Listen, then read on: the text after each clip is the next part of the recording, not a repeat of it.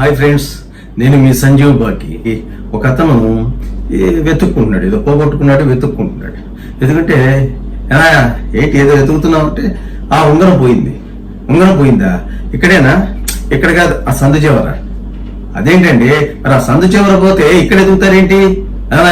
మేమన్నా తెలివి తక్కువమా? అది సందు చివర కరెంటు లేదు, చీకటిగా ఉంది, అందుకని ఇక్కడ వెతుకుతున్నాం. ఒకసారి ఒక సింగారు ఇంకో ఇద్దరిని బైక్ మీద ఎక్కించుకొని మొత్తం ముగ్గురు రయ్యని వెళ్ళిపోతున్నారు. వెంటనే ట్రాఫిక్ కానిస్టేబుల్ అబ్బో బండి ఆపో అని. అరే ఇప్పటికే ముగ్గురు ఉన్నాం, ఇంకా నీకు ఎక్కడ లిఫ్ట్ ఇస్తాం, పోతాం అనుకుంటూ వెళ్ళిపోయాడు. ఒక పేషెంట్ డాక్టర్ గారు ఇచ్చిన బిల్లు చూసి, డాక్టర్ గారు ఎంత ట్రీట్మెంట్ చేస్తే మాత్రం మీరు ఇంత పెద్ద బిల్లు వేస్తే ఎట్లా అండి? ఈ బిల్లు చూస్తుంటే నా రక్తం సలసలా కాగిపోతుందండి. ఇక నీ చల్లారిన రక్తాన్ని సలసలా మరిగేలా చేసినందుకు ఇంకో 500 రూపాయలు కలిపి బిల్లు పెడతాయి. మనం భోజనాల్లో చూస్తూ ఉంటాం, ఐస్ క్రీమ్ అని చెప్పి ఒక అతను వెళ్ళటం, తీసుకోవటం, వచ్చి మళ్ళీ తినటం, మళ్ళీ వెళ్ళటం, ఇంకో ఐస్ క్రీమ్ తీసుకోవడం, అలా ఒక 7-8 లైన్ చేసేది. వాళ్ళ ఆవిడ కోపం వచ్చి, ఏమండి ఏమిటా కకృతి? ఎవరన్నా చూస్తే ఏమనుకుంటారు? ఇప్పటికే 7-8 తిన్నారు, కాపేయండి. ఇక నన్ను వాళ్ళు ఏమనుకోరు. ఎందుకో తెలుసా? అది నీకని చెప్పి తీసుకొచ్చి తింటున్నా నేను. అది సరే. ఒకసారి ఒక హస్బెండ్ భార్యకు ఒక చీర కొనుక్కొచ్చాడు. ఇది వస్తే అది చూసి చీ అసలు మీకు టేస్ట్ అనేదే తెలియదండి, అసలు మీ సెలక్షనే వరస్ట్. ఏంటి చీర, ఇదేం చీర? ఏమైనా నీ టేస్ట్ నీ సెలక్షన్ చాలా గొప్పదే, అందుకే నువ్వు నన్ను పెళ్లి చేసుకున్నావు, నేను నిన్ను పెళ్లి చేసుకున్నాను. కొట్టాడు దెబ్బ. ఒకసారి ఇద్దరు తోడి కోడళ్ళు మాట్లాడుకుంటున్నారు. అక్క, మొన్న బావగారు 100 సంవత్సరాలు బతకడం ఎలా అనే పుస్తకాన్ని తీసుకొచ్చారు కదా, ఒకసారి చదివిస్తాను నాకు ఇవ్వా.